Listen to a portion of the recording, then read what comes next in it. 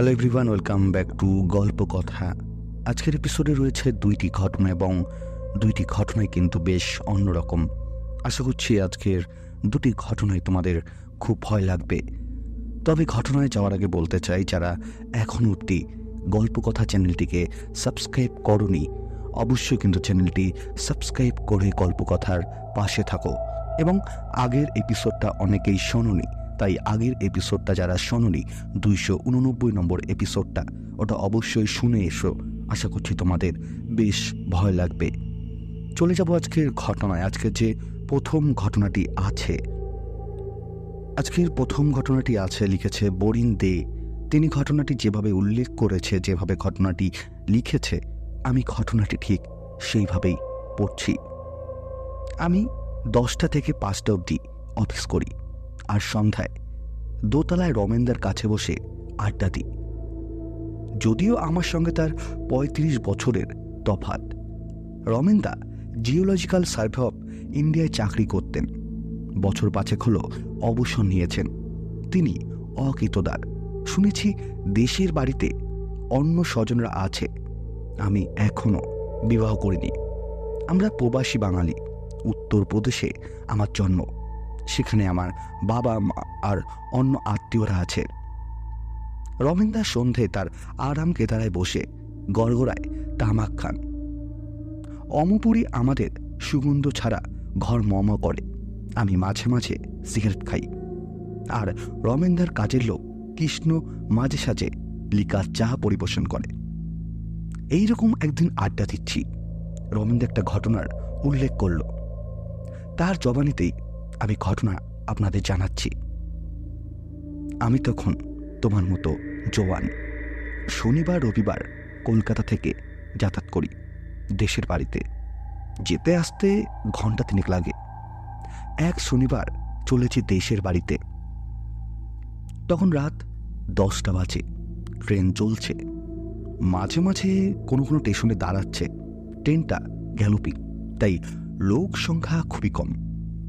আমি বসে বসে ঢুলছি। এক সময় চোখ খুলে দেখি পুরো কামরাটাই খালি। কামরার আলোগুলো নিভু নিভু। আমি হাত ঘড়িতে সময়টা দেখলাম। দেখি রাত 11টা। এতক্ষণে তো লাগার কথা নয়। ট্রেন ছুটে চলেছে বিনা স্টপেজে। আমার একটু অবাক লাগলো। এতক্ষণ কেটে গেছে, ঘুমিয়ে পড়েছিলাম নাকি? কিন্তু ট্রেনটা থামুকলো দুটো একটা স্টেশন পরে। কিছুই চোখে পড়ছে না। আমি ভয় পেয়ে গিয়ে উঠে দাঁড়ালাম। তারপর ধীরে ধীরে হাতল ধরে এগিয়েছি দরজার কাছে। এসে বাইরেটা ভালো করে পরখ করলাম। গাঢ় অন্ধকারে কিছুই বুঝতে পারলাম না। হু হু করে ঠান্ডা হাওয়া বইছে। হঠাৎই আমাকে চমকে দিয়ে সশব্দে বিকট আওয়াজ করে দরজা আর জানালাগুলো বন্ধ হয়ে গেল। আমি শিউরে উঠে সামনের বেঞ্চিটায় বসলাম। নিভু নিভু আলোগুলো তখনও চলছে। এবার কি ব্যাপার? আমি কিংকর্তব্য বিমূঢ়। এখন কি করা যায়? ট্রেন ছুটে চলেছে। আমি মনে জোর এনে উঠে দাঁড়িয়ে দরজাটা হাত দিয়ে চাপড়াতে লাগলাম। তাতে ঝনঝন করে আওয়াজ হতে লাগলো। বেশ কয়েকবার সেই রকম আওয়াজ হওয়ার পর আমি হাল ছেড়ে দিলাম। হাতের পাতায় বেশ যন্ত্রণা হতে লাগলো। তখন একটা দুটো জানালা খোলার চেষ্টা করলাম। কোনোটাই খুলল না। এবার বুকের ভেতরটা ধুকধুক করতে লাগলো। এবার আমি কি করি, বা এবার কি করা যায়? এই অবস্থায় কপাল ঘেমে উঠেছে।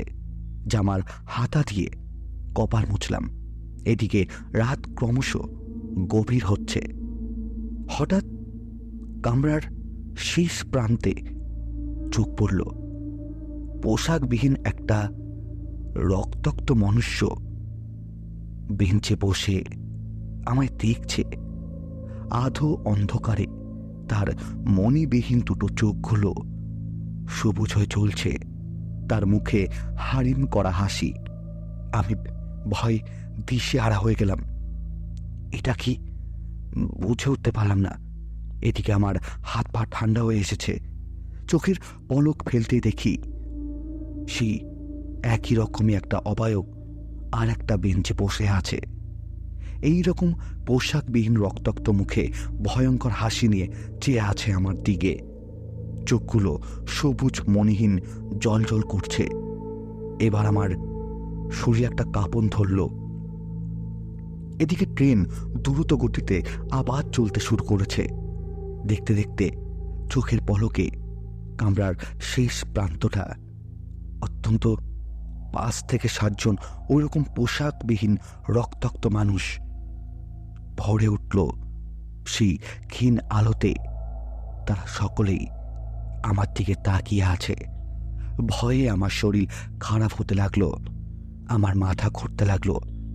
এবার ঝুপ করে কামরার নিভু নিভু আলোগুলো সবই নিভে গেল, আর নিকষ গুটগুটে অন্ধকারে আমার চোখের সামনে জেগে থাকা সেই 5-7 জোড়া মণিবিহীন সবুজ জল চোখ ধীরে ধীরে এগিয়ে আসতে লাগলো। আমি ভয়ে বেঞ্চিটা চেপে ধরে কাঁপতে লাগলাম। ততক্ষণে চোখগুলো কামরার মাঝামাঝি জায়গায় এসে পৌঁছে গেছে। এবার একটা সম্মিলিত ভাঙা ভাঙা কণ্ঠস্বরে গগ শব্দ হতে লাগলো। হঠাৎ করেই কিছু একটার সাথে বাড়ি খেয়ে আমি পড়ে গেলাম। তারপর আমি সেন্সলেস হয়ে যাই। যখন আমার জ্ঞান ফিরল, দেখলাম আমার আশপাশে 4 থেকে 5 জন লোক দাঁড়িয়ে আছে, আর সঙ্গে 2 জন টিটি দাঁড়িয়ে আছে। তারা আমাকে সেখান থেকে ধরে তাদের ঘরে নিয়ে গেল। রেল স্টেশনে নিয়ে গিয়ে তারা আমার মুখে চোখে জল দিল এবং আমায় জিজ্ঞাসা করলো আমার কি হয়েছিল। আমি তাদের সমস্ত ঘটনা খুলে বলি। এই সমস্ত ঘটনা খুলে বলার পরে টিটি আমায় যেটা বলে সেটা শোনার জন্য আমি মোটেও প্রস্তুত ছিলাম না। বেশ কয়েক বছর আগে এখানে একটা রেল দুর্ঘটনা হয়েছিল। সেটা খবরের কাগজে বা টিভি চ্যানেলে তেমন দেখানো হয়নি। সেই দুর্ঘটনায় একটা বগির কয়েকজন মানুষ মারা গেছিল। তারপর থেকে নাকি এরকম ঘটনা রাত ভিতরে অনেকের সাথেই ঘটেছে। এটা শোনার পরে আমি আর কখনো রাত ভিতরে সেই ট্রেনে করে বাড়ি ফিরিনি। এটাই ছিল আমার সঙ্গে ঘটে যাওয়া সত্যি ভৌতিক ঘটনা। আজকের প্রথম ঘটনাটা কিন্তু বেশ অদ্ভুত ছিল।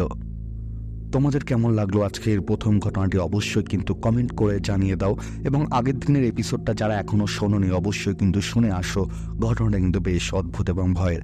এবং তোমাদের কাছে একটা ছোট্ট রিকোয়েস্ট করব, যারা শেষ অবধি ঘটনা শুনছো অবশ্যই কিন্তু লাইক করতে ভুলো না, কারণ তোমরা যদি লাইক আর কমেন্ট না করো তাহলে ঘটনা রিচ কিন্তু অনেকটাই কমে যায়। তাই তোমাদের কাছে রিকোয়েস্ট করব, তোমরা লাইক আর কমেন্ট করতে ভুলো না। আমি কিন্তু যেমন ভিডিও দিই ঠিক সেরকমই তোমাদের ভিডিও দিতে থাকবো। তোমাদের একটা কাজই করতে হবে, লাইক কমেন্ট করতে হবে, এবং যদি পারো অবশ্যই তোমার বন্ধুদের কাছে ভিডিওগুলো শেয়ার করে দিও, অথবা ফ্যামিলি মেম্বারদের কাছে ভিডিওগুলো শেয়ার করে দিও। তোমরা যদি গল্প কথায় ঘটনা পাঠাতে চাও কি করতে হবে, ডিসক্রিপশন বক্সে একটি হোয়াটসঅ্যাপ নাম্বার দেওয়া আছে, তোমরা সেখানে আমাকে ঘটনা লিখে পাঠিয়ে দিতে পারো। চলে যাচ্ছি আজকের দ্বিতীয় ঘটনায়। আজকে যে দ্বিতীয় ঘটনাটি আছে লিখেছে অনন্যা ব্যানার্জি। তিনি ঘটনাটি যেভাবে লিখেছে আমি ঠিক সেভাবে বলছি। আমি অনন্যা ব্যানার্জি, পেশায় একজন ডাক্তার, সরকারি হাসপাতালের। প্রথম পোস্টিং পড়ল মুর্শিদাবাদে। এই প্রথম কলকাতার বাইরে কোথাও একলা যাওয়ার সুযোগ পেয়ে বেশ ভালো লাগলো। তবে কলকাতার ওই বিলাসবহুল জীবন ছেড়ে এখানের জীবনটা অনেক কমল। এখানে এখনো সেরকম বন্ধু হয়নি, তাই বেশিরভাগ দিনই হাসপাতালের ডিউটি শেষ হলে ওই ভাড়া বাড়িতেই ফিরে যাই। বাড়িওয়ালা নিষেধবাবু ভালো লোক, একলা থাকি বলে মাঝে মাঝে নিমন্ত্রণ করে খাওয়ান। উনি আর ওনার স্ত্রী কনক দেবী বাড়ির ওপর তলাতে থাকে। বাড়ির একতলায় 4টে ঘর, যার একটায় আমি থাকি। বাকিগুলো একটায় ডাইনিং রুম, একটা রান্নাঘর, একটা তালা দেওয়া আছে। সন্ধ্যের দিকে ড্রয়িং রুম থেকে উচ্চ বার্তালা ভেসে আসে। একদিন নিশীথবাবু নিজে থেকে ডেকে নিয়ে গেলেন। ওখানে ওনার কয়েকজন বন্ধু স্নাডিওদের সাথে আলাপ হয়ে গেল। এরপর মাঝে মাঝে যেতাম ওদের সাথে আড্ডা দিতে। তন্ময়বাবু একটু মুরব্বী গোছের মানুষ। মনোময় বাবুর সঙ্গে প্রায়শই তর্কাতর্কি উপস্থিত হয় না নানান বিষয়ে, তবে সবার চেয়ে তারক বাবুকে আমার খুব ভালো লেগেছিল। উনি খুব ভালো গল্প বলতে পারতেন। এছাড়া রমেনবাবু, ভূতনাথবাবু আর নিলয়বাবু আসতেন সেখানে। ইনারা সবাই আমার ভাড়াটিয়া আলার বন্ধু। আরও অনেকে আসতেন, তবে নাম মনে নেই। জুলাই মাসের মাঝামাঝি চারিদিকে অজধারায় বৃষ্টি হচ্ছে। সেরকম একদিন আমার নাইট ডিউটি পড়ল। যাওয়ার সময় মনোময় বাবুর সাথে দেখা হলো রাস্তায়। দেখে হেসে বললেন, সাবধানে যাবেন মশাই, রাস্তাঘাটের অবস্থা খুবই খারাপ। আমি প্রত্যুত্তর হেসে এগিয়ে গেলাম। বনিবিটি মোড় বলে বাড়ি থেকে 500 মিটার দূরে একটা রিক্সার স্ট্যান্ড আছে। সেখান থেকে একটা রিক্সা করে রওনা দিলাম হাসপাতালের উদ্দেশ্যে। হাসপাতালে পৌঁছাতে না পৌঁছাতেই সন্ধে 7:30 বাজল। গিয়ে দেখি বাইরে কত মানুষের ভিড়। ভিড় ঠেলে ভেতরে যেতে দেখি একজন পেশেন্ট স্ট্রেচারে করে বসে আছে, আর সবাই দূর থেকে দেখছে। কেউ কাছে এগোচ্ছে না, আর এক অল্প বয়সী ছেলে সবার দিকে ফিরে অসহায়ের মতো এদিক ওদিক তাকিয়ে যাচ্ছে। হাসপাতালে ডাক্তার সংখ্যায় অনেক কম। বেশ অবাক হয়ে এগিয়ে জানতে চাইলাম ব্যাপার কি। কেউ উত্তর দেওয়ার আগেই ছেলেটি দৌড়ে এসে আমার পায়ের উপর পড়ল। আমি কোনো রকমে ওকে তুলে জানতে পারলাম এরা প্রায় 1 ঘন্টা হলো এসেছে, কিন্তু না কেউকে ভর্তি নিচ্ছে বা কোনো ডাক্তারের সাথে কথা বলার সুযোগ দিচ্ছে। তারপর আমি জিজ্ঞাসা করলাম কি হয়েছে ওনার। পেটে খুব ব্যথা ছিল বলে আজ সকাল থেকে মাঝে মাঝে অজ্ঞান হয়ে পড়েছে। আমি চেক আপ করছি, একজন নার্স এগিয়ে এসে বললেন, ওর গায়ে হাত দেবেন না ম্যাডাম, উনি গুণিন আছে, সবার ক্ষতি করে। এই অদ্ভুত কথার কি উত্তর দেব আমি ভেবে পেলাম না। আমি কারোর কথা না শুনে চেক করে বুঝলাম এখনই ভর্তি করতে হবে, অনেকটা দেরি হয়ে গেছে। তারপরে আমার সাথে যে নার্স ছিল তিনি বলেন যে, ম্যাডাম ইনি গুণীন মানুষ আছে, ঝাড়ফুঁক করে মানুষের অনেক ক্ষতি করে। আমি সেই নার্সের কথায় কোনো উত্তর দেইনি। এরপর আরও কয়েকজন ডাক্তারের সহায়তায় চিকিৎসা হলো। রাত তখন প্রায় 2টো বাজে।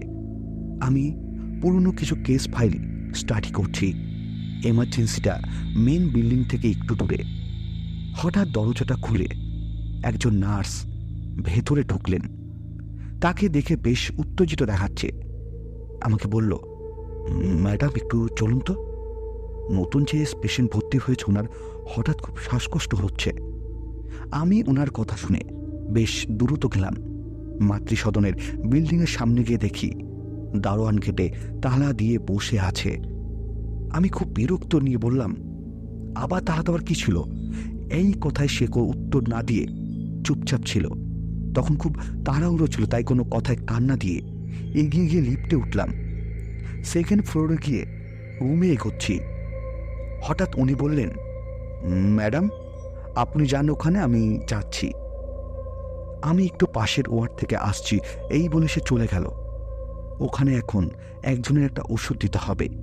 আমি ভেতরে গিয়ে দেখি সত্যি পেশেন্টের অবস্থা সংকটজনক, কিন্তু ওখানে অন্য একজন নার্স দিব্যি নাক ডেকে ঘুমাচ্ছে। আমি প্রায় 4-5 বার ডাকার পর ওনার ঘুম ভাঙল। এখানে একজন সিরিয়াস কন্ডিশন রয়েছে আর আপনি ডিউটি না করে ঘুমাচ্ছেন। আমি অনেকগুলো কথা সেই নার্সকে শোনালাম। তারপর তাড়াতাড়ি কিছু জরুরি ওষুধপত্র দিলাম আর সঙ্গে ব্যথা কমানোর ওষুধ। তাতে আস্তে আস্তে উনি ঘুমিয়ে পড়লেন। এরপর চলে আসার সময় জিজ্ঞাসা করলাম, আপনার সাথে যদি ডিউটি দিচ্ছেন উনি এখন কোথায়? এই উত্তর সেই নার্স আমার মুখের দিকে তাকিয়ে থাকে। আমি আবার তাকে বলি যে, আপনার সাথে যে নার্স ডিউটি দিচ্ছে তিনি কোথায়, যিনি আমাকে ডেকে নিয়ে আসলো? তখন সে নার্স বলে, আমার সাথে তো কোনো নার্স ডিউটি করছে না ম্যাডাম। আজ মায়া আসেনি, আমি একাই আছি। ভারী অবাক হয়ে গেলাম ওনার কথা শুনে।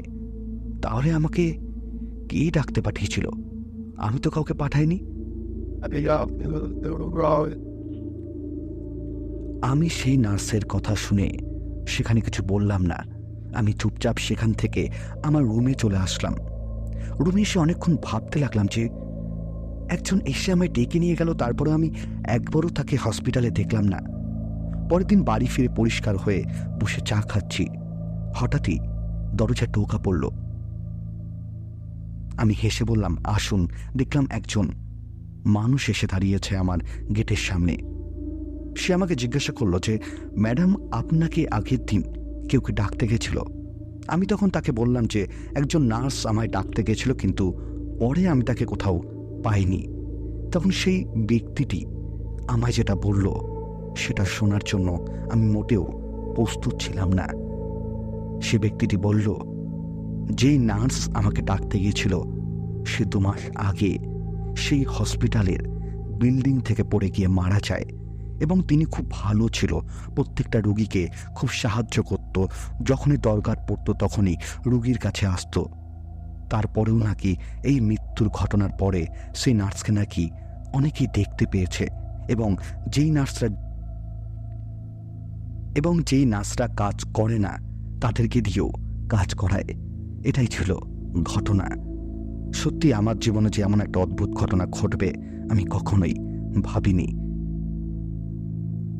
আজকের 2টি ঘটনা কিন্তু বেশ অদ্ভুত ছিল। তোমাদের একটা রিকোয়েস্ট করব, তোমরা আমাকে ভালো ভালো ঘটনা হোয়াটসঅ্যাপে লিখে পাঠিয়ে দাও, কারণ তোমরা যদি আমাকে ভালো ঘটনা লিখে না পাঠাও আমার পক্ষেও সম্ভব নয় তোমাদেরকে ভালো ভালো ঘটনা পড়ে শোনানোর।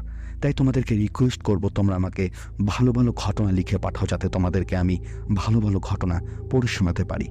তোমাদের যদি গল্পকথায় ঘটনা পাঠাতে চাও কি করতে হবে, ডিসক্রিপশন বক্সে একটি হোয়াটসঅ্যাপ নাম্বার দেওয়া আছে, তোমরা সেখানে গিয়ে আমাকে ঘটনা লিখে পাঠিয়ে দিতে পারো। এবং বলে রাখি, গল্পকথা কিন্তু কোনো রকম কুসংস্কারকে প্রমোট করে না। আমরা ঘটনাগুলি শুধুমাত্র এন্টারটেনমেন্ট হিসেবে গ্রহণ করি। আশা করব গল্পকথা পরিবারে যত সদস্যরা আছো তারা ঘটনাগুলিকে শুধুমাত্র এন্টারটেনমেন্ট হিসেবেই গ্রহণ করবে।